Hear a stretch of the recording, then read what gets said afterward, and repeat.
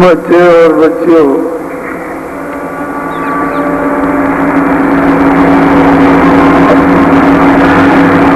जब तुमने पति पत्नी को नहीं देखा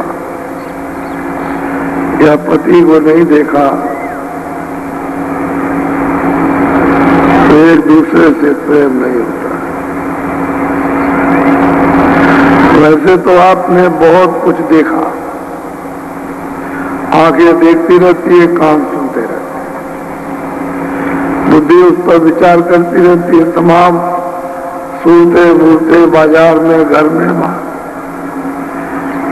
तीर्थों में, सब जगह सड़कों पर हर तरह की सूरतें आती हैं। वो तो आप देखते ही रहते हो। उस सबको तो आपने पति और पत्नी नहीं बना लिया, लेकिन जब पति ने पत्नी को देख लिया या पत्नी और पति को देख लिया तो प्रेम हो गया। अब उसको ये अधिकार हो गया कि वो चाहे जहां ले जा सकता है, उसके साथ जाए, उसके साथ जाए। इसी तरह से इस जगत में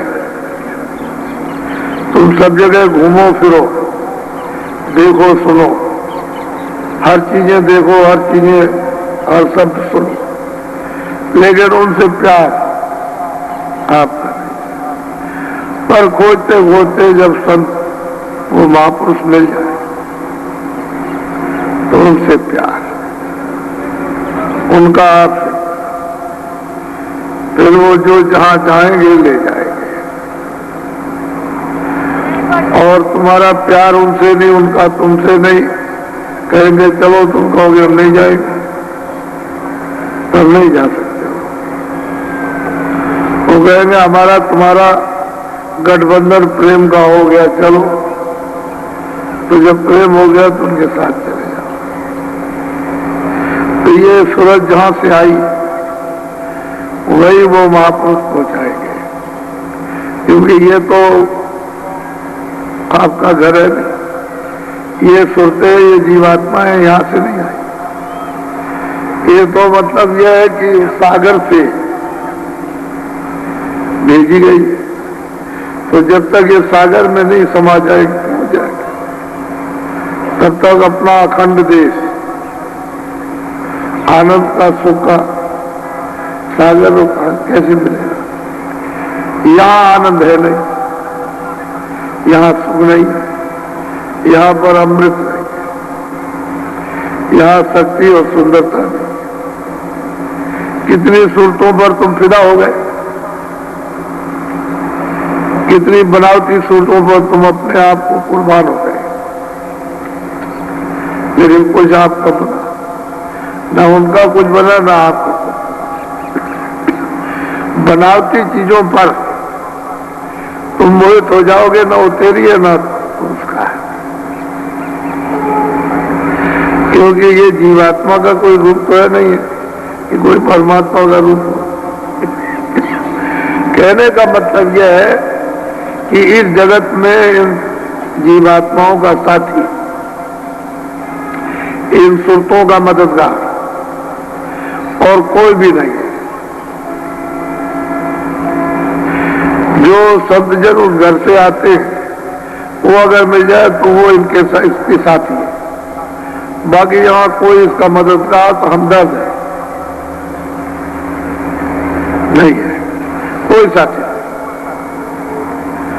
सब अपने अपने स्वार्थ में और अपना अपना समय एक दूसरे का खो रहे, और कुछ नहीं, स्वार्थ निकला बस मामला खत्म। चाहे पत्नी हो, चाहे पति हो, चाहे पिता हो, चाहे पुत्र हो, स्वार्थ है तब तक लगे हुए, और जैसे ही स्वार्थ खत्म हुआ तो अलग। न किसी का कोई पिता है, न किसी का कोई बच्चा, सब स्वार्थ। सब जितने भी संबंध बनावटी हुए हैं वो सब स्वार्थ, इसमें कोई संबंध अस्थायी नहीं, क्षण भंगुर है। तो जगत की चीजें क्यों कि अस्थायी नहीं है, इसलिए छूट जाती है, परिवर्तन हो जाता है। तुम उनके लिए रोते रहते हो कि यही रहे, यही रहे, ये कैसे रहे? यह देश तो अस्थायी है, ये तो मृत लोक है। जो चीजें बनाओगे तुम अपने हाथ से और अपनी बुद्धि से, वो सब का नाश होगा। तो बनाने वाले का नाश हो जाता है। अब ये क्या है, ये तो नाश होगा। किराए का मकान,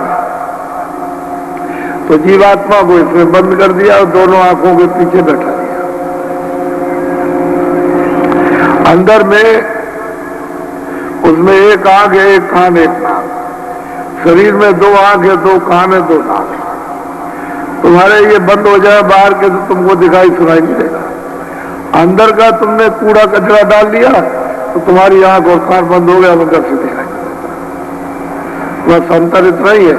तभी तुम कहने लगते हो कि वो निराकार है। भगवान नहीं कभी निराकार होता, वो तो सदा साकार रहा, अब भी है, पहले भी। अब तुम्हारी आंखें न देखे, जब बंद हो गई, फूट गई, अंधे बहरे हो गए और तुम कैसे देख सकते हो? आंख खुल जाए, कान खुल जाए तो देखो भी और सुनो भी, तो वो तो दिखाई भी देता, सुनाई भी देता। उसकी आवाज भी सुनने को मिलती है, रूप देखने को मिलता है। जहां बैठा हुआ वो भी देखने को मिलता है। तो वो निराकार नहीं, वो साकार है। अंतर्ज्ञान दृष्टि से साकार। वो जितने भी लोग हैं सब साकार है। स्वर्ग भी साकार, वैकुंठ भी साकार, ब्रह्मांड भी साकार, सब साकार है। लेकिन तुमने उनको निराकार कर दिया कि उसका कोई आकार नहीं होगा तो इतनी बड़ी रचना कैसे? अगर तुम्हारा आकार नहीं होगा तो मकान कैसे बनेगा? लेकिन अंधे से पूछा जाए तो कहेगा कुछ नहीं, सब निराकार है। तो यहाँ अंधा होने से तो यहाँ भी निराकार, और उधर तो निराकार हो ही गया। उधर की खुल जाए वो भी साकार, इधर की खुल जाए ये भी साकार। चीज सब तुम्हारे पास है। दरवाजा तुम्हारे पास है, सूरत तुम्हारे पास, आंख तुम्हारे पास, कान तुम्हारे पास है। भेदी चाहिए, उसी भेदी की किताबों में लिखा है कि खोज करो, ढूंढो, तलाश करो, उसका कहीं ना कहीं जरूर मिलेगा। जिन्होंने उस मालिक को प्राप्त किया, जो उसका भेद जानते हैं, जो उसके पास आते जाते हो, जरूर मिलेंगे। लेकिन तुमने कभी खोजा ही नहीं, विचार ही नहीं किया। तुम तीर्थों में गए, डुबकी मारी, भगे, बस उसी को समझ के भाई यही सर्वो सर्वा। अरे भाई स्नान तो कहीं भी कर सकते हो, घर में करो, कुएं में करो, तालाब में करो, नदी में करो। मान लो गंगा ना हो, कोई और नदी हो, भाई जल तो जली है, तो तुम तो भगे वहां। और जो किताबों में लिखा है, जो महात्मा महापुरुष की, ज्ञानी पुरुष की खोज करना, तलाश कर, तो वो तो आपने कभी खोजा नहीं। और बताओ प्यार किससे होगा? क्योंकि जीवात्मा का भेद ही तो मिला नहीं। जो भी मिले सब स्वार्थी। अब ये स्वार्थ तो मतलब ये है कि कोई अस्थायी तो है नहीं। अगर पूरा हुआ तुम्हारे साथ, न पूरा हुआ टूट गया, अलग हो गया, तो क्या पाए? तो एक दूसरे का सब अपना अपना कर्म कर्जा ले रहे, तो इसी को देते रहो, रोते रहो, देते रहो, रोते रहो। और ये चुकने वाला नहीं है। फिर चढ़ गया, फिर ब्याज हो गया, फिर चढ़ गया, फिर ब्याज हो गया। तो ब्याज पे ब्याज, और चढ़ने पर चढ़ता जाता, ब्याज बनता जाता, चढ़ता जाता। एक कर्म कर्जा अथाह हो गया, इसका हमारा पार नहीं, तो इसको कौन बैठेगा? और कर्म कर्जे का जलम मरमरा, कर्म कर्जे ही की 84 4 खाने और 84 लक्ष्योनिया, और कर्म कर्जे का ही नरक। इसको मेढेगा कौन कहते हो? महापुरुष मिल जाते हैं। तब ये जीवात्मा की कर्म बेड़ी से को काट के छुड़ा लेते हैं और फिर ले चलते हैं, क्योंकि अपने घर से आया, ये घर तो यहाँ है। ये तो काल का देश है और माया का जाल है। बस इसी तृष्णा में, काम में, क्रोध में, लोभ में, मोह में, अहंकार में, इसी में लगे पड़े हुए दिन रात, और कहीं कुछ नहीं मिलता। अच्छा, तुम तो समझते हो कि सुख मिले तो रोज रो रहे हो, रोज कोई इससे रो रहा है, कोई उससे रो रहा है, कोई पत्नी ये कर रही, पति ये कर रहा, पिता ये कर रहा, ससुर ये, भाई ये कर रहा, भतीजा ये, और जेठ ये कर रहा, पड़ोसी ये, उसी में रोते रहते, उसी में तो कहीं चैन अमन नहीं। तो ये चैन अमन का देश ही नहीं, ये तो मृत लोक है। तुम कहते हो मेरा घर है, मेरी जमीन है, मेरा मकान है, मेरा धन दौलत है, ये मेरी जाति है। मैं तेरा कौन सी जात है? तू किसी जात का नहीं। कहते हो ये तो अज्ञान में ब्राह्मण बन गया क्षत्रिय, लेकिन तेरी कोई जात नहीं। तू खाली एक मनुष्य है, पंचभौतिक, उसमें बंद है, वो जीवात्मा बंद। तेरी कौन सी जात है? बेमतलब का जाति में बन गया। अरे भाई अपना छुटकारा करता, मतलब तो ये था, और इसमें बन गया आकर के लकीर के फकीर, और बस इसी से रो रहा, मेरी जाति है, मेरा धर्म है, मेरा ये है, मेरे बच्चे है, मेरा मकान, ये सब नहीं जाएगा। अभी मतलब समय पूरा वो पुख, ऐसे जैसे बुल्ला से फूट जाता है, फट फूट गया। समय पूरा हुआ, मकान मालिक तुरंत, तुम खा रहे हो, पी रहे हो, सो रहे हो, चल रहे हो, देख रहे हो, बोल रहे हो, कुछ नहीं। बस वही जैसे समय पूरा हुआ, आंख अंधी, कान बहरे, बुद्धि पागल, जबान बंद, और बस एकदम जमीन पर गिरा देगा और कहेगा चलो निकलो जल्दी, समय पूरा हो गया। निकाल बात कर देगा, तुम कहोगे हार्ट फेल हो गया, श्वास की गति रुक गई। गति नहीं रुकती, उसका समय हो गया। अब उसके बाद पूंजी तो कुछ रही नहीं, तो जल्दी से निकलो, जल्दी से निकाल दिया। तेरा क्या है? कुछ नहीं। तुम यहाँ फंसे पड़े हुए हो, जहां से आए वो तैयारी नहीं करते हो कि भाई यहाँ तो जन्म है मरण है, जन्म है मरण है, रोजो रोज रो, चिल्लाओ, चीखो। और जन्मे की मरने की जो दुखद जो महात्माओं ने वर्णन किया, वो तो तुमने समझा नहीं कि जन्मे मरने की कितनी पीड़ा होती है। तो फिर यह है कि जो भोग योनि है, ये कर्म योनि है, वो भोग योनि। ये चार खानों की ये कर्म योनि नहीं है, भोग योनि है। मनुष्य शरीर कर्म योनि का, उससे तो कोई कर्म नहीं करते हो, वो भोगते हो। तो जीवात्मा का छुटकारा कैसे होगा? वो तो दरवाजे में बैठी है, ऊपर से 24 घंटे आवाज आ रही है, वो बुला रहा है कि देख मेरी आवाज को सुन ले। इसी को पकड़ के आया था, इसी को पकड़ के चले।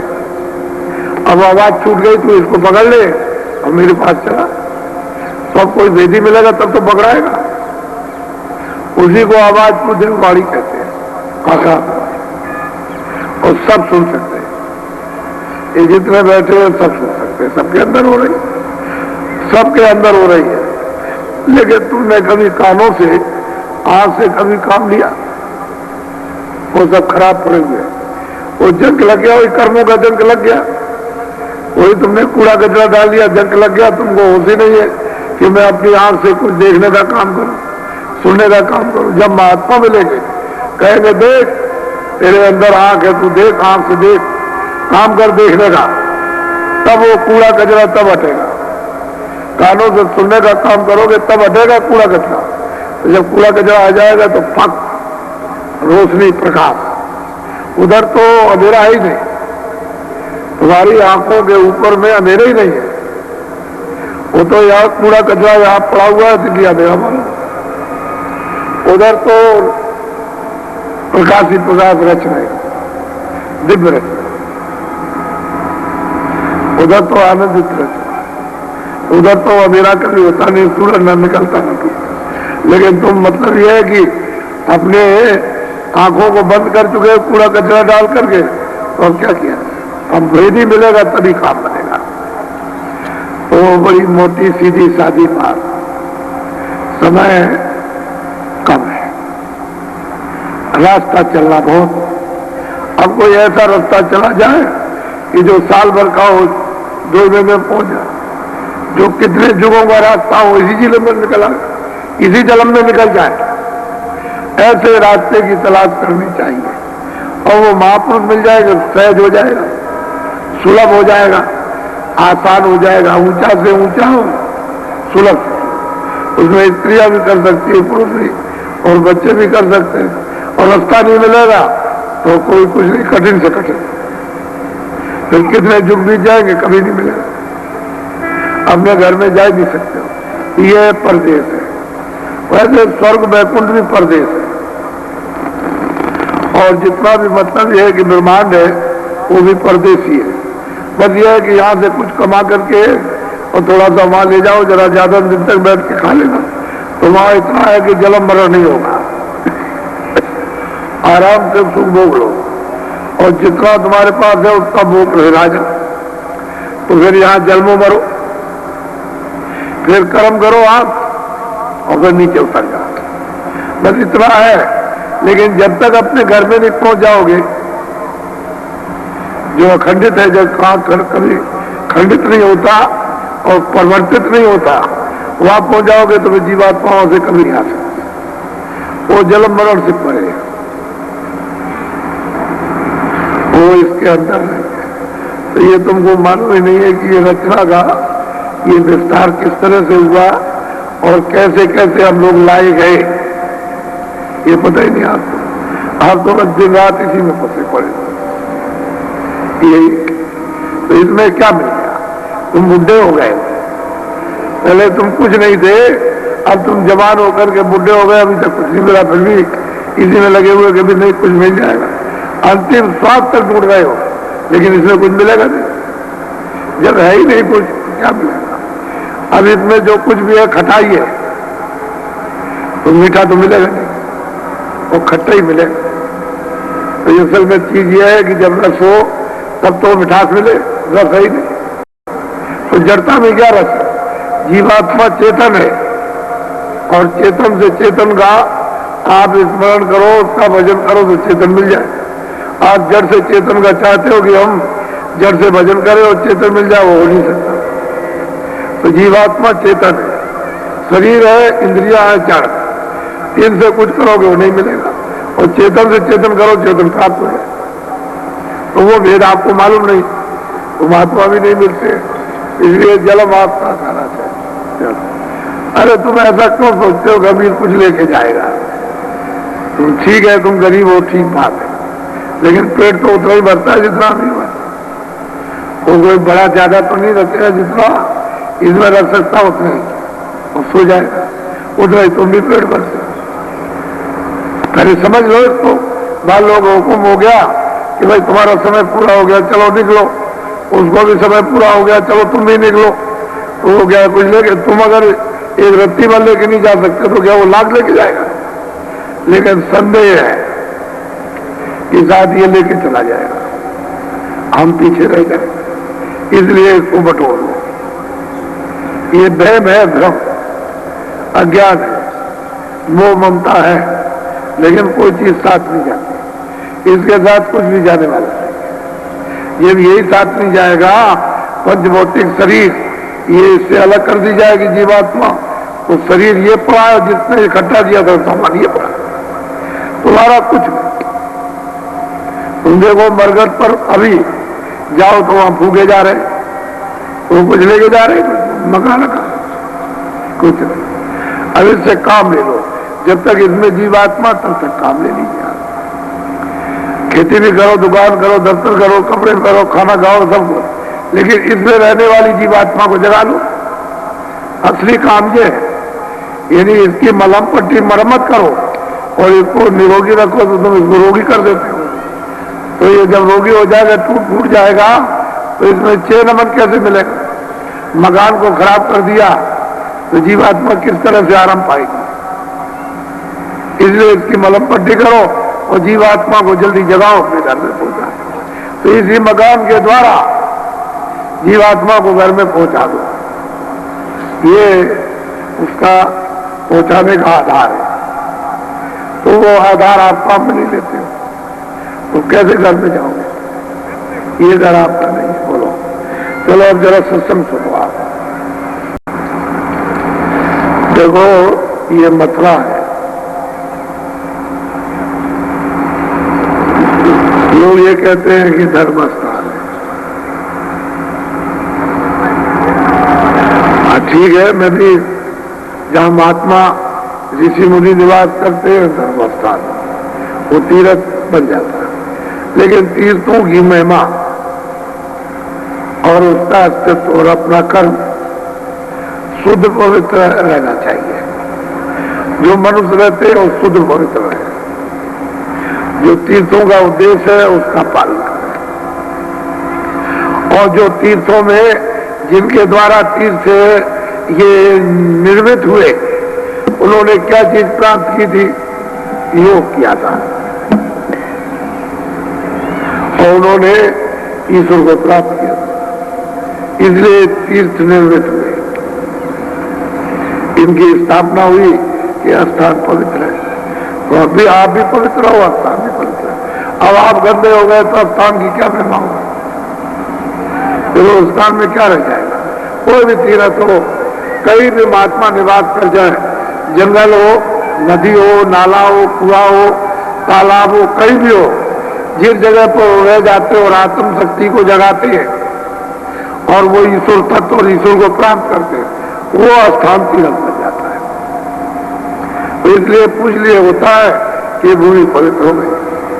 सही बात है कि भूमि पवित्र हो जाती है, इसमें कोई संदेह नहीं है, लेकिन तुम उस पर रहो, अगर उसको पवित्र कर दो तो कुछ ही कर तो अपवित्र होंगे, बाकी तो नीचे की भूमि तो पवित्र ही रहेगी। तो उसको पवित्र ही रहना चाहिए, रहने दीजिए उसको गंदा, क्योंकि तुम पाप करोगे, बुरे कर्म करोगे तो जहां आप जमीन पर पग रखोगे वो गंदी हो जाएगी, मिट्टी गंदी होगी तो लोगों को लाभ नहीं होगा, इसलिए उसको वैसे ही रहने दो। तो तीर्थों की महिमा इस प्रकार से बराबर बरकरार रख सकते हो, और अगर आपने गंदा कर दिया तो बेकार हो गया, भावना ही तो उड़ जाती है। श्रद्धा ही तो सब कुछ है, श्रद्धा नहीं है तो खत्म। अब तीर्थों की श्रद्धा ही आप में नहीं रही तो तीर्थों का अस्तित्व आप में क्या रहेगा। तो जो चीज जाओ उसको पड़ी रहने दीजिए, फिर आप उसकी खोज करो। ऐसा क्यों समझते हो, महात्मा तो कहीं भी मिल सकते हैं, कहीं भी मिल जाए, तीर्थ के या जंगल मिल जाए, पेड़ के नीचे मिले, नदी नाले के नीचे, तो कहीं भी मिल जाए, उनके लिए तो कोई बात नहीं। बात तो आपके लिए है, उनके लिए तुम खोज करो, कहीं ना कहीं मिलेगी। इसलिए अभी प्राचीन स्थान है, मान लो जैसे कृष्ण भगवान जब नहीं आए तो तभी तो मथुरा थी, ऐसा तो नहीं कि मथुरा नहीं थी। अब प्रयागराज पहले भी तो था, अब भी है और आगे भी रहेगा, उसका नाम तो रहेगा ही। और जब मतलब यह है कि समय पूरा हो जाएगा तो यहाँ कुछ नहीं रहेगा, न मथुरा रहेगी, न प्रयाग रहेगा, न पूर्व न पश्चिम, न ये सूरज रहेगा, न ये जमीन रहेगी, न आसमान रहेगा, क्योंकि महाप्रलय में सब खत्म। जब महाप्रलय होती तो यहाँ कुछ नहीं रहता, कोई नदी, कोई नाला, कोई समुद्र, कोई चीज यहाँ नहीं रहती, कोई जानवर, पशु और पंछी, पेड़ पालो, एक भी चीज कोई नहीं रहती, सब खत्म हो जाता है। महाप्रलय तो ऐसी चीज है। तो इससे ये पता चलता है कि सबकी अवध है, आपकी भी अवध है, और ये पूरा पश्चिम उत्तर दक्षिण, और ये सूरज, आसमान और जल, पृथ्वी, वायु, आकाश, इसकी सबकी अवध है। जब ये पूरा समय हो जाएगा तो सब खत्म हो जाएगा, यहाँ कुछ नहीं रहेगा। जब कुछ नहीं रहेगा, जब पृथ्वी नहीं रहेगी तो कोई शास्त्र नहीं रहेगा, कोई वेद, कोई कुरान, कोई पुराण नहीं रहे, कुछ नहीं रहेगा। इसलिए महाप्रलय का तो आपने कभी सुना ही समझा नहीं कि महाप्रलय होती क्या चीज है। वैसे किताबों में महात्माओं ने लिख दिया तो वो आप समझ नहीं सकते। जब तक महात्मा नहीं मिलेंगे तब तक उसमें कुछ भी समझ में नहीं आएगा। वो देखते हैं, तुम सुनते हो, तुम कागजों को, अक्षरों को पढ़ते हो, और वो देख करके बताते हैं कि प्रलय ये होती है तरह का। प्रलय में कोई चीज बचने वाली नहीं, न ब्रह्मा बचेंगे, न विष्णु बचेंगे, न शिव, न स्वर्ग बचेगा, न वैकुंठ बचेगा, न माया बचेगी, न ईश्वर बचेगा, न ब्रह्म, कोई बचने वाला नहीं है। महाप्रलय में सब समाया होगा। कोई और परम शक्ति है, वो सब पर अपना हाथ पथ रखती है और सबका वो नियंत्रण कंट्रोल करती है सबको, और जब उसका समय पूरा होता तो सबको साफ कर देती है। ये बिना महापुरुषों के कोई इसको जानता नहीं इसमें, लेकिन जो पूरे महात्मा होते हैं वो ये सब जानते हैं, सब देखते हैं, सब जानते हैं और लोगों को बताते हैं। लेकिन करें तो क्या करें, यहाँ उसका कोई नमूना नहीं है, तो इशारे कर जाते हैं, और इशारों में कोई चीज मिलती नहीं यहाँ, तो आप कहते हो कि भाई तो एक कल्पना थी। कल्पना नहीं, वो तो सत्य है, जो सत्य है उसमें क्या करना, और वो चीज यहाँ नहीं है।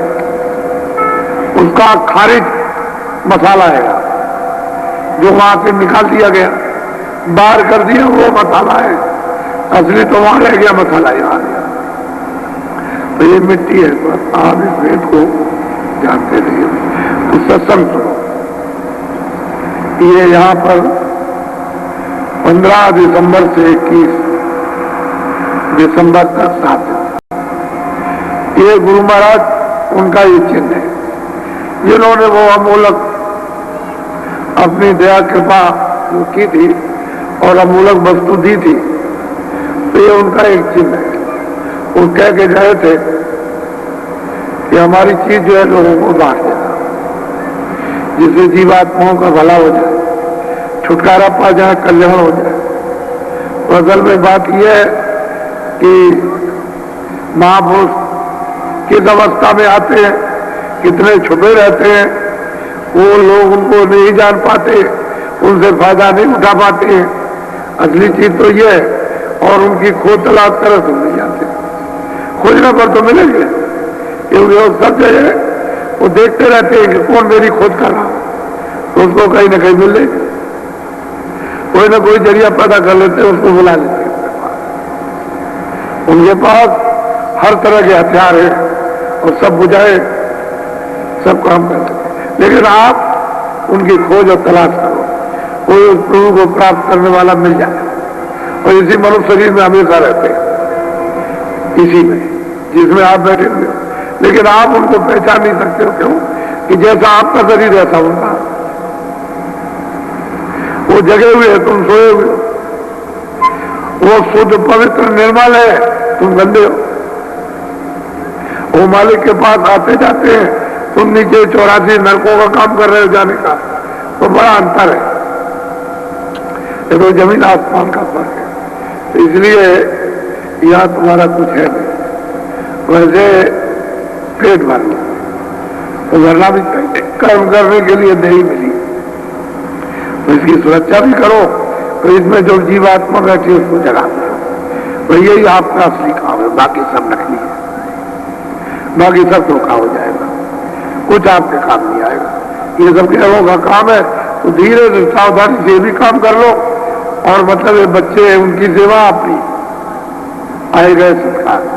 और जीवात्मा को सुबह शाम यानी समय बचाकर, जैसे 23 घंटे तो शरीर के लिए और 1 घंटा जीवात्मा के लिए, तो 1 घंटे बचा करके 10 मिनट 15 मिनट आधा घंटा कभी सुबह कभी शाम को देकर और जीवात्मा को जगा कर निकाले चलो। और 23 घंटे शरीर से निकल, खेती है, दुकान है, दफ्तर का काम, हम तो किसी को साधु बनाते नहीं।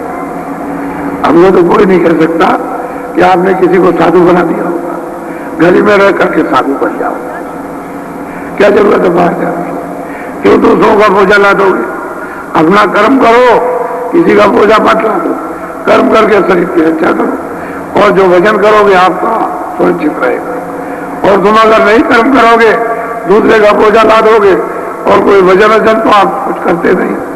मान लो अगर कभी किया तो उसको दे दिया, तो आपके पास क्या रहेगा? इसलिए घर गृहस्थी में रहकर मेहनत करो, शरीर का पालन पोषण करो और जीवात्मा को जगा के जल्दी से निकाल ले। अब महात्मा की तो जरूरत है, क्योंकि बगैर उसकी कृपा नहीं मिलेगी, रास्ता नहीं मिलेगा, दया नहीं होगी, सहारा नहीं होगा, साथ नहीं होगा, मदद नहीं। कौन करेगा मदद? क्योंकि उधर जाने के लिए कोई जानता हो वही तो बताएगा। जब उधर जानता ही नहीं आना जाना, तो क्या बताएगा? इसलिए महात्मा की तो जरूरत है। बोलो।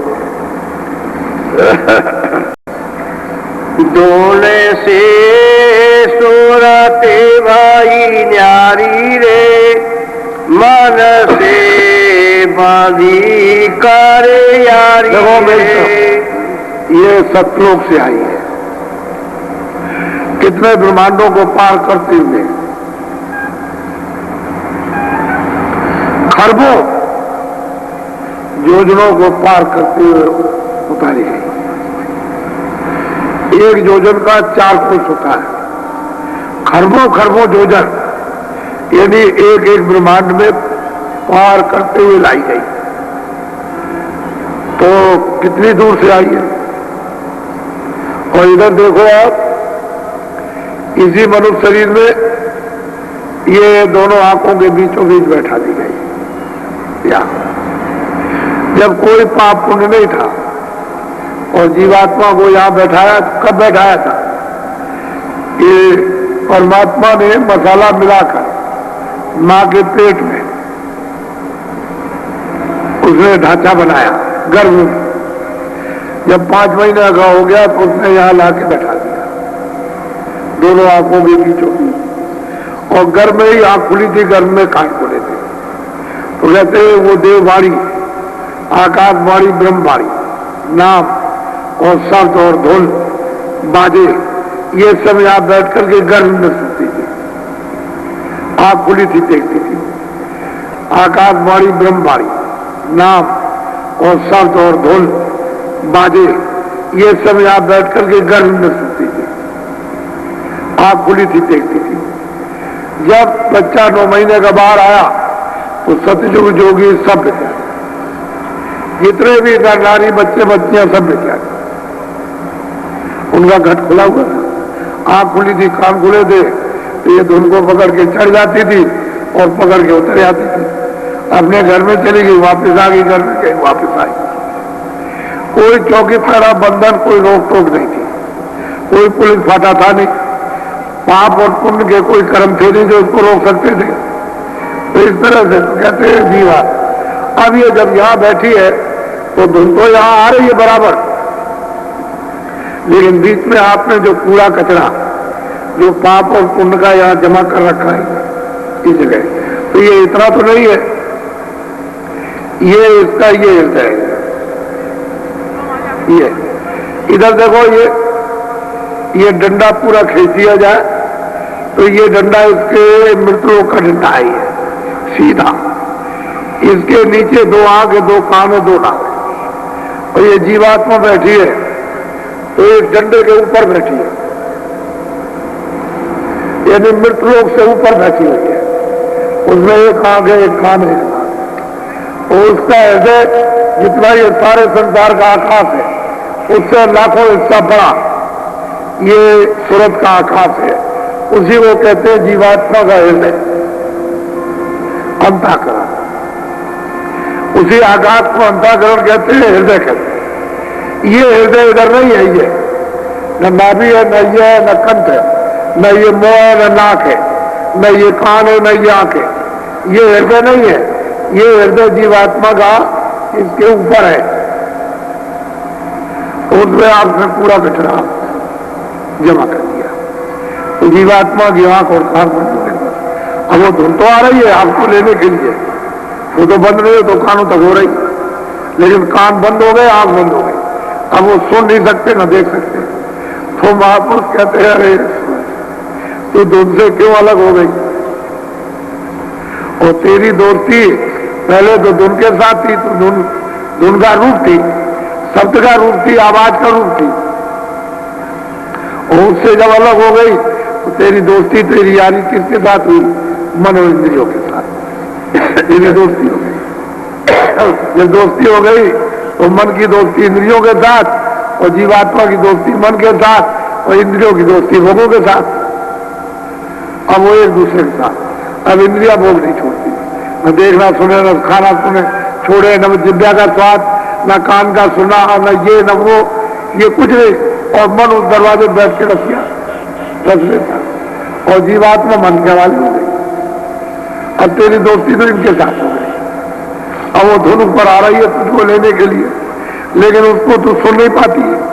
अब कोई भेदी अगर मिल जाए और कहे कि देखो जरा ये भोगों से हटो, तो इस मन से इधर हटो, इधर से हटो, तो और तुम अपनी उस दिव्य बाल से काम लो, दिव्य कान से, तो जब आप काम लेने लगो तो ऊपर धुन हो रही, 24 घंटे हो रही, देववाणी, आकाशवाणी, अखंड कीर्तन, अखंड आरती। वहां तेल बत्ती की जरूरत नहीं है, 24 घंटे, और चारों जगहों से एक रफ्तार चल रहा है, और तुम्हारी आंखों में ऊपर। लेकिन अब आंख बंद हो गई तो कैसे देखोगे? और खुल जाए तो दिखाई देता, कान खुल जाए तो सुनाई देता। तब तो उसी आवाज को पकड़ के आए थे, उसी धुन को, उसी नाम को, उसी शब्द को, और उसी को पकड़ के चढ़ जाओ, तो भेदी बनना चाहिए जानकार, क्योंकि सूरत को नाम से छोड़ दे। इसीलिए गोस्वामी जी महाराज कहते हैं, कलयुग केवल नामद आ रहा। वो जो धुन आ रही, जो आवाज आ रही है, जो देववाणी आ रही, जो शब्द आ रहा, उसी को पकड़ लो किसी जानकार के द्वारा। जब धुन को पकड़ लोगे तो चढ़ जाओ, तो जीवात्मा जाग जाएगी, जड़ से निकल जाएगी चेतन, चेतन धारण कर लेगी। जड़ रूप समाप्त हो गया, चेतन रूप में शुरू, नहीं तो वही चेतन जड़ में जड़ रूप हो गई, और बिना वैदिक नहीं हो सकती। भव जाल फांसी जख मारी रे, घर छूटा तेरे उजारी रे। समझाते हैं कि जब से तुमने धुन को छोड़ दिया, नाम को छोड़ दिया, शब्द को छोड़ दिया, तो आना जाना आत्मा घर में बंद हो गया। अब तुम इस भवजाल में, इस संशय जाल में, इस मोह जाल में, लोभ में, अहंकार जाल में, इसमें तुम फंस गए। अब झक मारते करते हो, तो घर छूटा और अब उजाड़ में फिर रहे हो। या उजाड़ में तो कहीं कुछ है, राजा भी घूम रहा है, कुछ मिल जाएगा, शेर साहूकार भी घूम रहे हैं, कुछ मिल जाएगा, और तुम भी घूम रहे हो, मिल जाएगा कुछ, मजदूर भी घूम रहा हो, उसमें मिल जाएगा। इसमें क्या मिलेगा? भवजाल। भवजाल तो संशय जाल है, इसमें कुछ नहीं है। अब वो घर छूट गया, अब वो घर मिलेगा नहीं, क्योंकि तो छूट गया, रास्ता ही छोड़ दिया आपने। जिस नाम के द्वारा जब सूरत आई थी और आंखों के पीछे बैठी, तब तो नाम पकड़ी थी। जब गंदगी को आपने जमा कर लिया, वो आवाज आपसे छूट गई, देखना छूट गया, तो आंख बंद हो गई, कान बंद हो गए, अब घर छूट गया। अब इस गुजार में पूजा है, यह है क्या? इसमें झक मारते फिरते, रोते चिल्लाते हो, क्या करे क्या करे क्या करे क्या करे, यहाँ कुछ मिलता नहीं।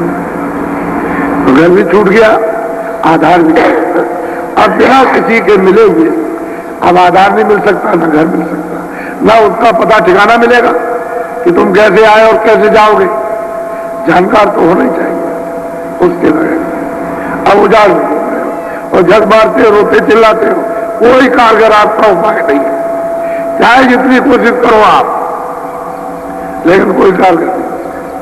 तो हम तुम्हें क्या होता है? निराश हो जाता। जब थोड़े दिनों के बाद तुम्हारे बच्चे तुम पर हावी हो जाएंगे, तो यही जो बाहर की इच्छाएं अंदर हो जाएंगी, क्योंकि कुछ करते नहीं, अंदर अंदर रोओगे, चिल्लाओगे क्या? पहले तो तुम सब कुछ थे और अब तुम कुछ नहीं और सब कुछ ले लिया। अब अंदर रो रहा, बच्चा काम नहीं, बच्ची काम नहीं, ये काम नहीं, वो काम नहीं, सुनता नहीं, खाना नहीं देता है, कपड़े नहीं देता, अब तुम अंदर रो रहे हो, बाहर से तो कुछ कर नहीं सकते। बाहर यूं रोते रहे कि झक मारते रहे, इधर कुछ मिल जाएगा, उधर कुछ मिल जाएगा, कभी यहाँ कमा दिया, कभी वहां मिल गया, कभी वो धोखा दे गया, कभी दे गया धोखा, ढूंढते तलाश करते रहे, तो घर तो इन चीजों में मिलेगा नहीं।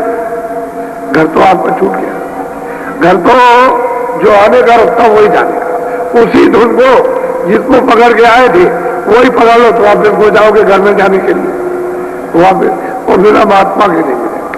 जो इसका विधि वापिस आता जाता होगा वो मिल जाएगा, तभी आपको पकड़ाएगा, तभी वो धुन देगा, तभी वो शब्द और नाम को देगा, तभी वो जीवात्मा नाम को पकड़ेगी, चढ़ चले। क्योंकि ऊपर तो खुले हुए मैदान है, वहां वहां देने का नाम होता है। जैसे ये तो कुछ भी सृष्टि नहीं है, ये तो अंधेरा मालूम होता, दिन में भी देखो मटमैला मालूम होता, उधर तो पक, उधर तो रचना है, दिन में रचना। गुरु ज्ञान नाही चितधारी रे, विष भोगे विषय। क्या करें ये सूरत? दोनों आंखों के पीछे बैठ करके और इसकी दोस्ती इन मन और इंद्रियों और भोगों के साथ हो गई, जग मारती फिरती है, तो क्या करें? क्या कर सकते? महात्मा बहुत कुछ जगाते हैं, उनका तो ज्ञान आपने लिया नहीं, उनका तो रास्ता लिया।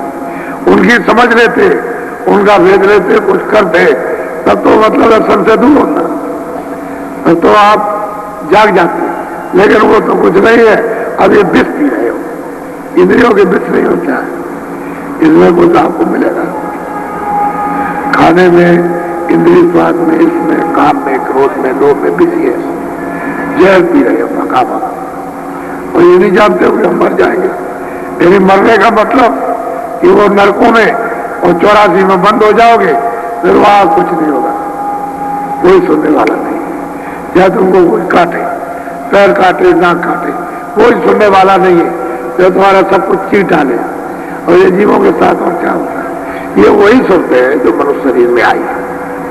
इन्होंने गलती और कसूर किया, पाप और पुण्य किए, वो जारी वहां बंद कर दिए। अब वो मारी जा रही, सताई जा रही, कोई सुनने वाला। आपको सुनते हो कितने आदमी करते हैं, कितने बच्चे करते हैं, कितने बच्चे गिराए जाते हैं, कितने जानवर मारे जाते हैं, कितने पक्षी मारे जाते हैं। ये वही जीवात्मा है जो पहले मनुष्य शरीर में आई थी। इनको अधिकार दिया था अच्छे बुरे कर्म करने का कि तुम अच्छा भी कर सकते हो, बुरा भी, हमारी तरफ से कोई रोक टोक नहीं है। और जो भी तुम करोगे अच्छा बुरा कर्म अपना अपना भोगना, मैं तो उसी कर्म का फैसला करूंगा, अधिकार तुमको पूरा देता हूं। तो मृतलोक में पाप पुण्य का अधिकार को आपको दे दिया और ये कहा कि हिसाब लिखता रहूंगा, जब अंतिम समय होगा तो फिर मतलब है वहां बुला करके हिसाब कर दूंगा। फिर तुम बुरा काम मत करना, अच्छा काम करना। अगर बुरा करोगे तो मैं कारागार में बंद करूंगा, 4 खानों में, 84 नचियोनियों में, और डाल करके फिर उस सजा को तुमको भोगना होगा, दंड दूंगा। तो रोगे चिल्लाओगे, सब बुरा काम मत करना, अधिकार तुमको देता हूं। ये भी अधिकार दिया अच्छे बुरे काम करने का। दूसरा अधिकार उसने दे दिया कि तुम प्रभु को प्राप्त कर सकते हो, हमारी तरफ से रोक टोक नहीं। मनुष्य रूपी मंदिर में अपनी जीवात्मा को जगाओ और पहुंचा दो, उसके लिए हमारी तरफ से कोई बंधन नहीं। लेकिन कर्म जो भी अच्छे बुरे करोगे वो उसका भी अधिकार तुमको देता हूं, और दोनों का आपको मुजरा करना, अच्छे का भी और बुरे का भी, दोनों का आपको कर्मों का फल देना, वो आपको मिलेगा। उसको मैं हिसाब करूं। उसने आपको पूरा अधिकार दे दिया मृतलोक में। जितना अधिकार ईश्वर को नहीं है उतना आपको, उससे ज्यादा आपको ईश्वर नहीं जा सकता और मालिक के देश में, और आप जा सकते। इतना अधिकार आपको दिया हुआ है और आप उसको समझते नहीं। तो कहते हैं कोई महात्मा, उसका ज्ञान तो मिला नहीं, विज्ञान का मतलब रास्ता तो मिला नहीं, कोई आपको मतलब ये उसका भेद मिल जाता और आप मनुष्य मंदिर में बैठ करके कमाई करते तो जीवात्मा जाग मिल जाती, उद्यम नेत्र ज्ञान चर्चा खुल जाता और यही से तुम चल देते। वो तुलसीदास जी कोई सतयुग में थोड़ी आए थे कि वो त्रेता और द्वापर में आए, अभी कलयुग में हुए थे। अभी 1589 में तो उन्होंने जन्म ही लिया था। तुमने कभी उनकी रामायण को सुना है? कुछ नहीं, पढ़ लेते हो, जानते कुछ नहीं। वो कहते हैं भाई किसी महापुरुष से मिलना, अंधा गुरु वो बहरा चेला हो, इधर के मैं ठेलम ठेला। जब यही तुम्हारे यहाँ लिखा हुआ है तो फिर तुम इसको क्यों नहीं समझते हो? तो कोई जानकार हो, देखने वाला हो, वो मिलना चाहिए। असली बात यह है कि महापुरुषों की खोज तो आप करते नहीं, जानते ही नहीं कि महापुरुष कहते किसको। पुरानी किताबें पिछली उनको आज ढूंढते तलाश है, उसमें तो कुछ लिखा नहीं। महापुरुषों का आना तो कलयुग में हुआ, पहले तो महापुरुष नहीं आए। ये कलयुगी में भेद मिला है ये जीवों का वापस जाने का घर में, पहले तो बंद ही था, सब बंद कर रखा था। अधिकार तो अब आपको दिया गया भजन करने का, पहले अधिकार आपको वापस जाने का नहीं था। तो महापुरुषों ने इतनी दया और कृपा कर दी है कि आपको अधिकार दिला दिया, स्त्रियां भी कर सकते, पुरुष भी कर सकते हैं और सब जा सकते हैं। तो कहते हैं कि भाई अब वार्ता करता है, क्या करें? कोई महात्मा का ज्ञान तो मिला नहीं, कोई रास्ता मिला नहीं, वहां कभी आप कोई गए नहीं कि चलो 2 बातें सुने चल के। वो तो चारों तरफ से घेरदार करके आपको ले आए, कुछ दे नहीं चाहते। तुम्हारा कोई मुझसे नुकसान होने वाला नहीं है, ये बात निश्चित है। तुम्हारा सब तरह से फायदा ही होगा, लोग का भी फायदा और परलोक का भी फायदा। हम तो ये चाहते हैं कि जितनी जल्दी आप परलोक का रास्ता तय कर ले उतना ही अच्छा। अबे जीवात्मा को पार करना है भवसागर नदी से, तो उसका सीधा रास्ता है, सरल है, आसान है, कोई मुश्किल वाली बात नहीं है। तुम जो सोचते होगे कोई बड़ा मुश्किल होगा, मुश्किल कुछ नहीं, सहज आसान। लेट के करो, बैठ के करो, सुबह करो, 2 मिनट करो, 4 मिनट करो, 10 मिनट करो, 15 मिनट करो, कोई समय का बंधन नहीं। नंगे होके करो, कपड़े पहन के करो, उसके लिए कोई बंधन नहीं किसी तरह, लेकिन करो तो कम से कम। मनुष्य रूपी मंदिर पर यानी जो घाट है उस पर तो बैठ जाओ कम से कम, वहां तो उसकी थोड़ी सफाई तो हो जाने दो। यदि तुम नहीं कर सकते हो लेकिन दूसरे को तो साफ कर लेने दो। जो करना चाहता है कि तुम्हारी सफाई मैं कर दूं, तो तुम्हारी आंख खुल जाएगी, कान खुल जाएंगे और तुम नाम को पकड़ लोगे, आंख खुल जाएगी, देखने लगोगे, तो उसको सफाई तो कर लेने दीजिए। तो कहते हैं नहीं नहीं हम तो ऐसे ही रहेंगे। तो फिर क्या आपने ज्ञान धारण किया, क्या रास्ता लिया? इसलिए कहते हैं कि भाई महापुरुष सिर भार उठा वत भारी रे जमदंड साए सिर पर भार दूसरों का लाद रहा है, मेरा है मेरा है मेरा है मेरा, तेरा कोई नहीं। तो ये समझ कि जो बाल बच्चे जो हमारे पास आए हुए हैं, मैं उनकी सेवा कर रहा हूँ। उन्होंने भेजा तो सेवा वो हमारी कर दे, हम उनकी कर दे। अभी छोटे मैं उनकी सेवा किए देता हूँ, जब वो बड़े हो जाएंगे मैं उस योग नहीं रहूंगा तो मेरी सेवा कर। तो सेवा करो, सेवक बनो। बाकी समय जिसका होगा वो बाप के सामने लड़का चला जाता है, लड़के के सामने बाप चला जाता है। कोई कहता है कि भाई लड़का मतलब ये है कि लड़का मेरे सामने चला गया, मैं उसके सामने चला जाता है, वो कुछ नहीं। जिसका समय पूरा हो जाए चलो। तो कहते हैं कि ये भार सहता फिरता है कि मेरा है मेरा मेरा, और बस और जम के दंड यानी सजाए भोगता रहता है, रोता चिल्लाता रहता है, छुटकारा रहता। एक दफे मनुष्य शरीर मिल गया, कितने सज्जुग त्रेता द्वापर कलयुग बीत जाएंगे, मनुष्य नहीं मिलता। अब की बार आपको दे दिया, इसी भजन के लिए दिया गया था कि अब की बार तुम मनुष्य शरीर पा करके भजन कर लो। इसी धुन को आवाज को पकड़ लो, मनुष्य मंदिर में पकड़ के और चढ़ चलो। असली भजन करने का मतलब भगो, यानी नाम को पकड़ो, चढ़ो, चलो अपने घर की तरफ में। अंदर तो खुला रास्ता है, वो तो तुम्हारे दरवाजे पर अंधकार है। जैसे ही दरवाजा खुला कि बस अंधकार दूर हुआ। अंधकार नहीं है, रास्ता दिखाई देता, लाखों लाखों मील का बैठ करके वहीं से दिखाई देगा ही। अरे भाई दिव्य दृष्टि ज्ञान चक्षु जब खुलता है तो तुम्हारी किताबों में लिखा हुआ लाखों करोड़ों मील का दिखाई देता, यहीं से बैठ करके। तुम ऐसा क्यों नहीं समझते हो? भाई महात्माओं ने ये बात हमको बताई थी, लेकिन अब तुम अभी आए हो, तुमको तो कोई किसी महात्मा का ज्ञान मिला नहीं, रास्ता मिला नहीं, तो तुमको क्या पता चलेगा? तुमने तो कुछ किया नहीं। अब कुछ करोगे, कुछ देखोगे, कुछ सुनोगे, तभी तो समझोगे। तो जैसे जैसे पास में पहुंचोगे उतनी सुलभ हो जाएगा। जैसे जैसे सत्संग सुनोगे उतने साधन यानी भजन सहज हो जाएगा, उतने ही जल्दी तुमको प्राप्त होने लगेगा। दूर रहोगे कुछ नहीं मिलेगा, निकट आ जाओगे जल्दी होगा काम। ये भी तो विद्या ही है, ये आत्मा की ईश्वरी विद्या है। मनुष्य मंदिर में तो जीवात्मा चेतन है, उसी का तो अंश है।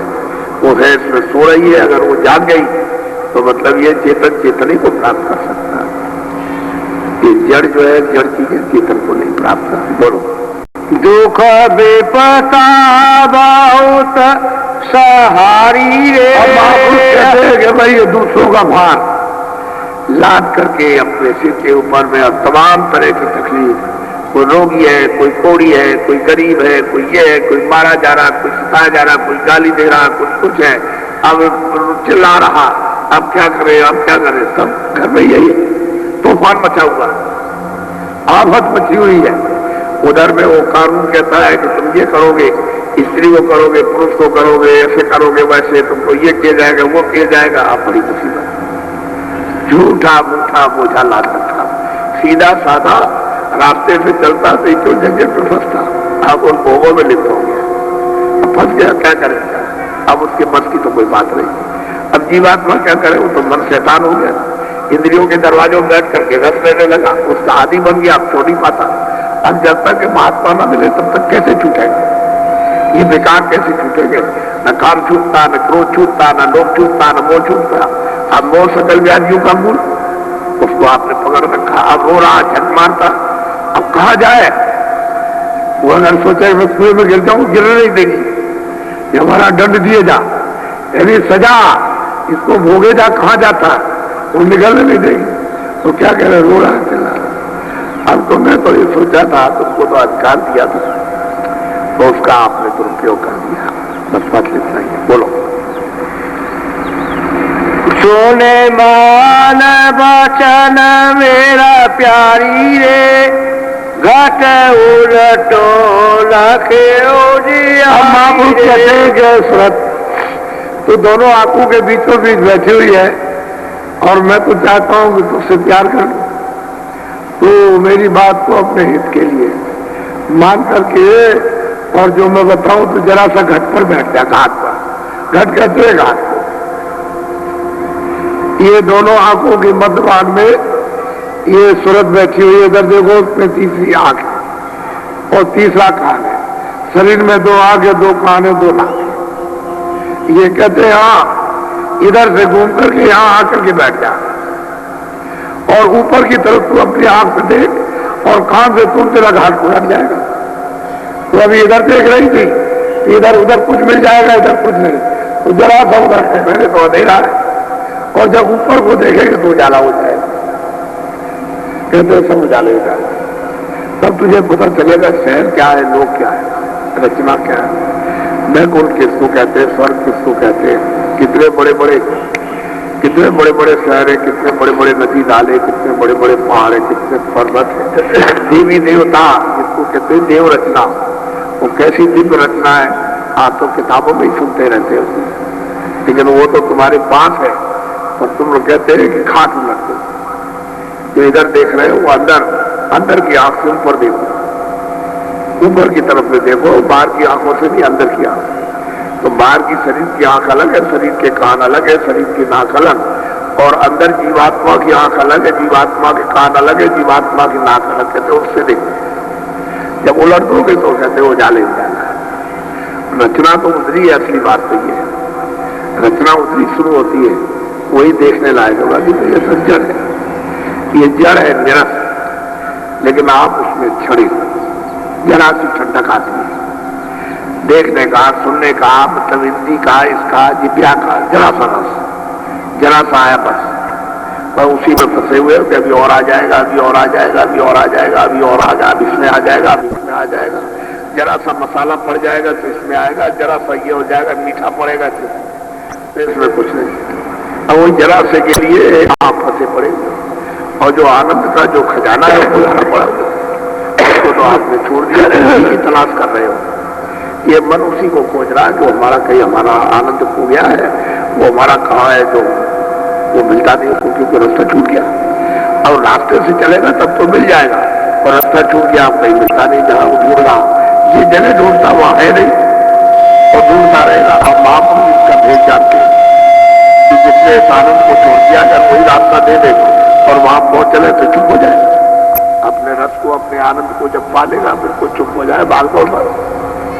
अब कहते हैं कि तुम अंदर में उल्टो, अपनी दिव्य आंख को उससे काम लो, ऊपर उड़ो, देखो तुम उजाले उजाला है।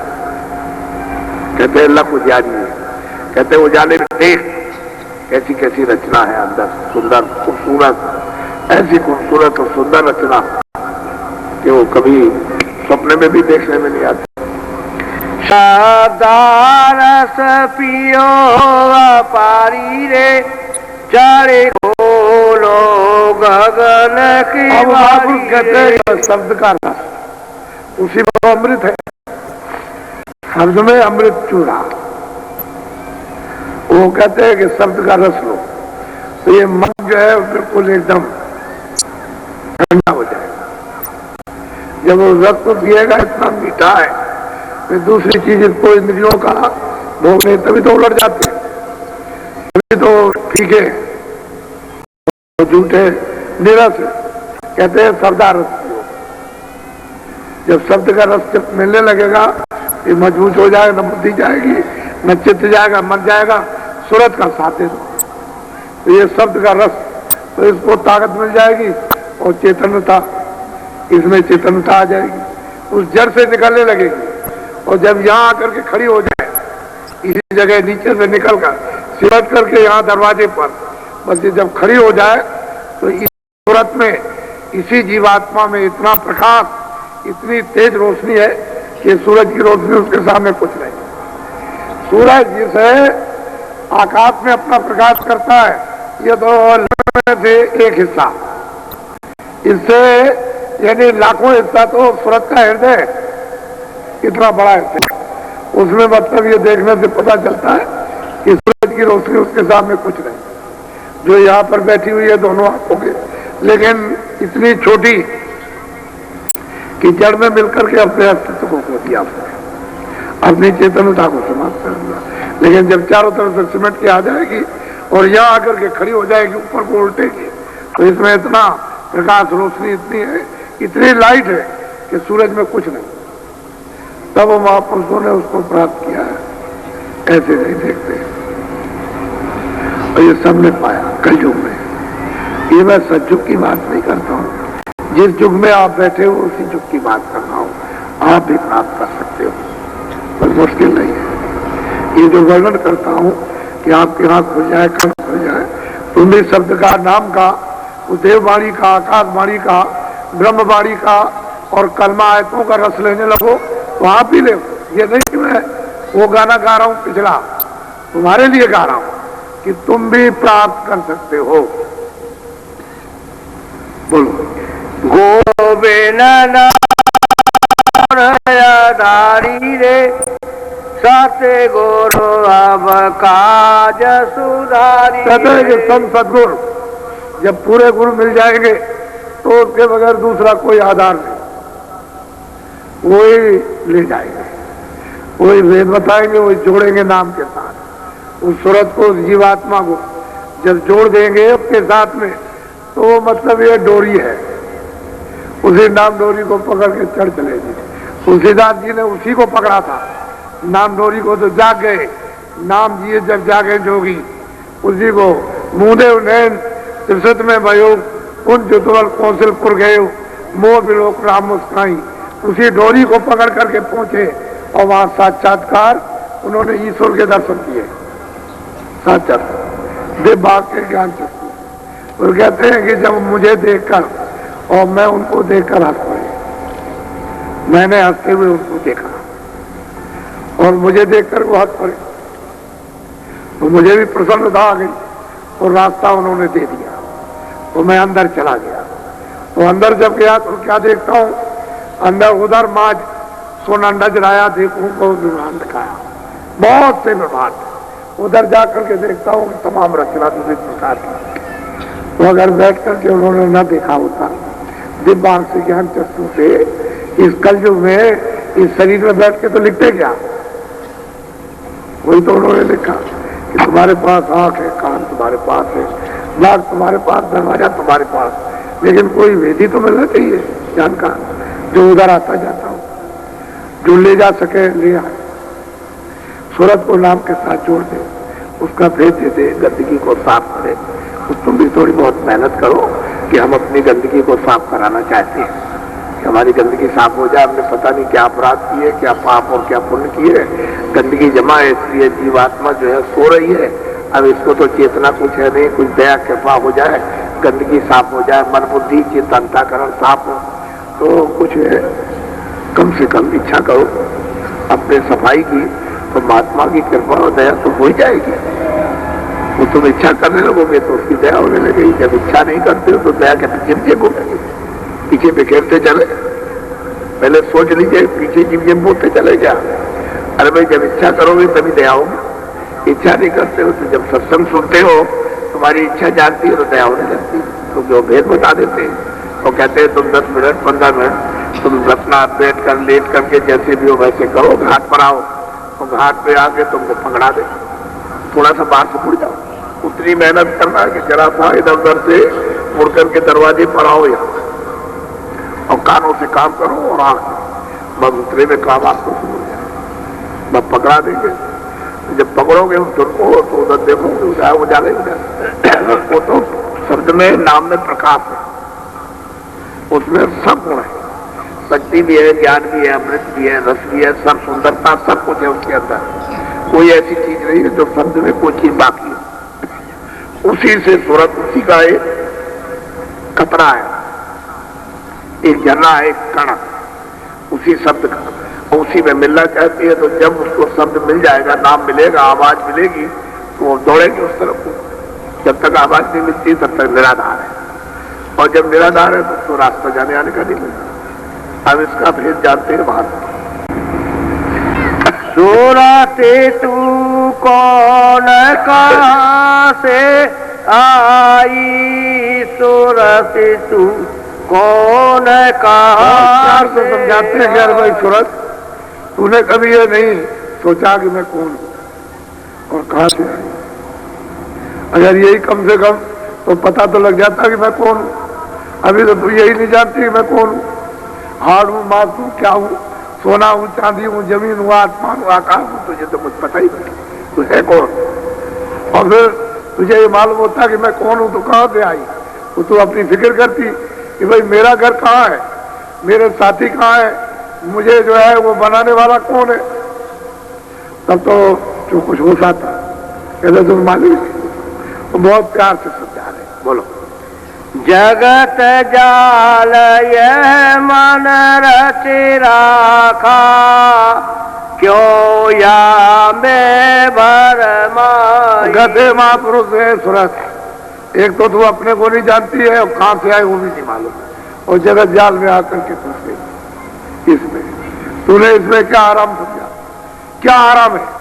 वो बेचारा कोई प्रधानमंत्री बनता, कोई मुख्यमंत्री बनता, कोई मंत्री बन जाता, कोई शेर साहूकार बन जाता, कोई काश्तकार बन जाता, कोई आचार्य बन जाता, कोई प्रिंसिपल बनता है, कोई पढ़ा लिखा बनता है, कोई काश्तकार, कोई मजदूर बनता है, कोई मेट। अच्छा क्या आराम उसको मिलता, इसमें क्या आराम, कोई आराम। रात और दिन इसमें पढ़ते रहो, इसी में कुछ नहीं, लेकिन न जानने के कारण पढ़ते रहो।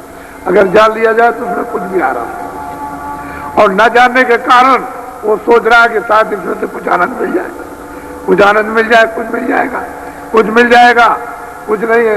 बाजार से सामान खरीद करके लाया और खा पी करके सब बराबर कर दिया, पैर फूल कर सब फट गया।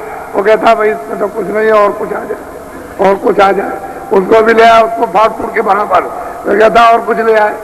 अरे इसमें कुछ है नहीं है, ये जगत जाल आती तो बताई, या में भरमाई, इसमें आकर सूरत तू भरमाई। नाम को पकड़ और चल अपने घर में, वहां निश्चिंत रहना, और वहां कोई परिवर्तन नहीं होता। ना कोई हिंदू, ना मुसलमान, ना कोई जन्मता, ना मरता, ना रोटी खाता, न दफ्तर है, न काम करता, न खेती करता, न दुकान करता। अरे जब मनुष्य ही शरीर नहीं है तो बीमार कौन होगा। कहते हो निश्चिंत, अखंड, स्वतंत्र और स्वच्छ आनंद का देश है। तू वहां चल, वहां की रहने वाली है। सब पता ठिकाना सब बता देंगे, सब मिल जाएगा उसको। बोलो।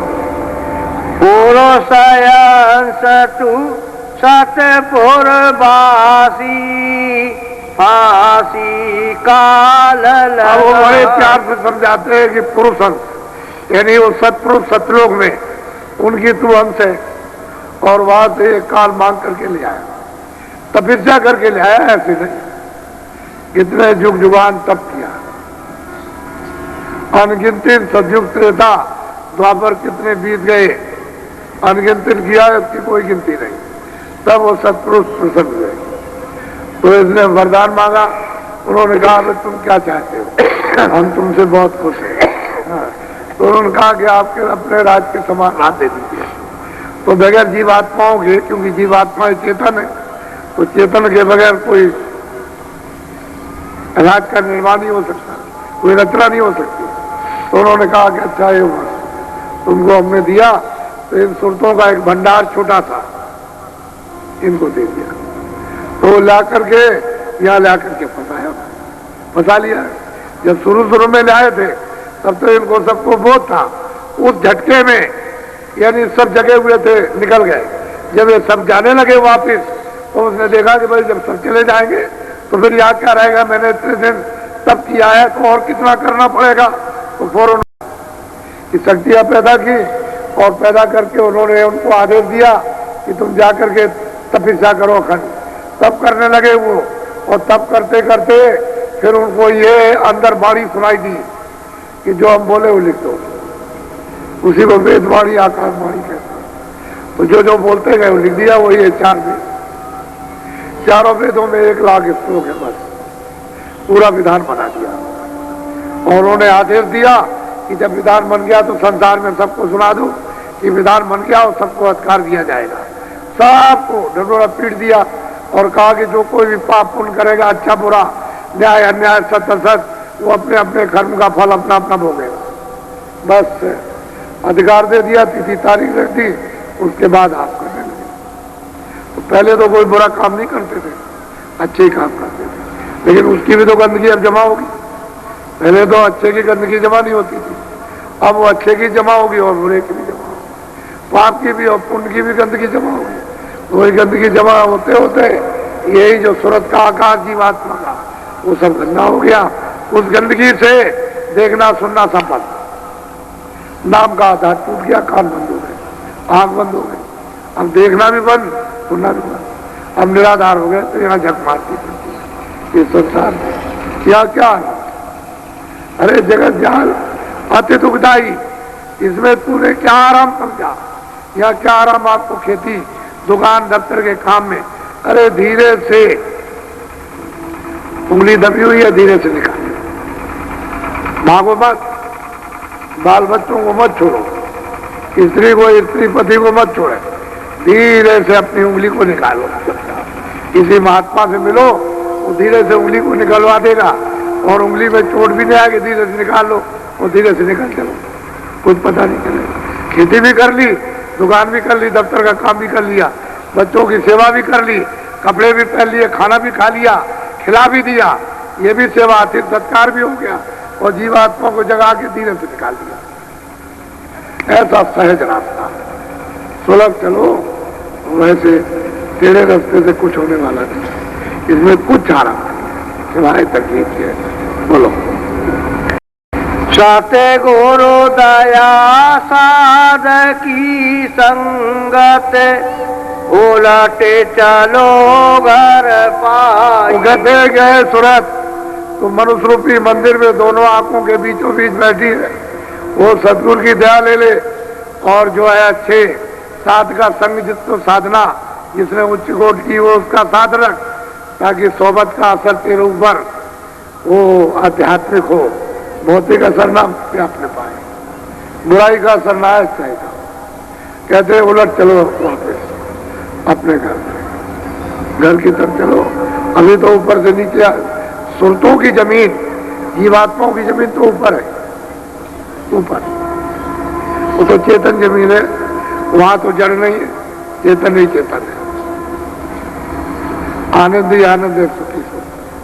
वो जमीन तो ऊपर है और नीचे आसमान, शरीर की जमीन नीचे और ऊपर आसमान। ये जमीन है तो आसमान कोई लंबा थोड़ी है, तो यहां तक है आसमान, ये है आसमान, ये है बस, इसके आगे कुछ नहीं। ये तो आंख जो खोलते हो तब आपको मालूम होता है कि सामने ऊपर आकाश है, ऊपर ऊपर आकाश नहीं है, ये जीवात्मा यहाँ ऊपर बैठी है, इस आकाश के ऊपर, ये आकाश है, ये दो आंखों का, दो कान का, दो नाक का, ये जीवात्मा ये बैठी हुई ऊपर। ये तीसरी आंख है, तीसरा कान है और तीसरी नाक है इधर, इस आकाश के ऊपर उसका हृदय। तो कहते हैं उलट चलो आसमान, अपने घर की तरफ उलट जाओ, ऊपर में घर है, तेरा जमीन वहां है, रहने का देश वहां पर है, वो मालिक वहां से कभी आता नहीं, वही रहते हैं। वो तो महापुरुष आते हैं जीवों को ले जाने के लिए और फिर वापस हो जाते, जितने जा सके उनको ले गए और वापस चले गए, फिर दूसरा आएगा, वो जितनों को ले जा सकते ले जाएंगे, फिर वो चले जाएंगे, फिर तीसरा आ जाएगा। ऐसे बराबर निरंतर उनका आना जाना लगा रहता है और तुम उनको समझ नहीं पाते, क्योंकि तुम भी तो बाद में आओगे। तो जब जितने मिल जाएंगे अपने सामने पार करेंगे, फिर दूसरे आएंगे, वो आएंगे, उनको मिलेंगे, उनको पार करेंगे, इस तरह से कार्यक्रम चलता रहता है। अब तुम उनको नहीं मिलोगे तो कैसे उलट करके घर में जाओगे? जमीन तो ऊपर है, तुम नीचे रह रहे हो, नीचे जमीन शरीर की, ऊपर शरीर का आसमान है, जीवात्माओं की जमीन ऊपर है और नीचे आता, ऊपर से नीचे उतर के आता और यहाँ आकर के बैठ गई। इसके ऊपर जमीन ये नीचे की नहीं है, वो तो फिर मतलब यह है कि लिंग जमीन, ऊपर में वो सूक्ष्म जमीन, फिर कारण जमीन, उसके परे असली शुद्ध जमीन रहने की, वो तो अथाह सागर है,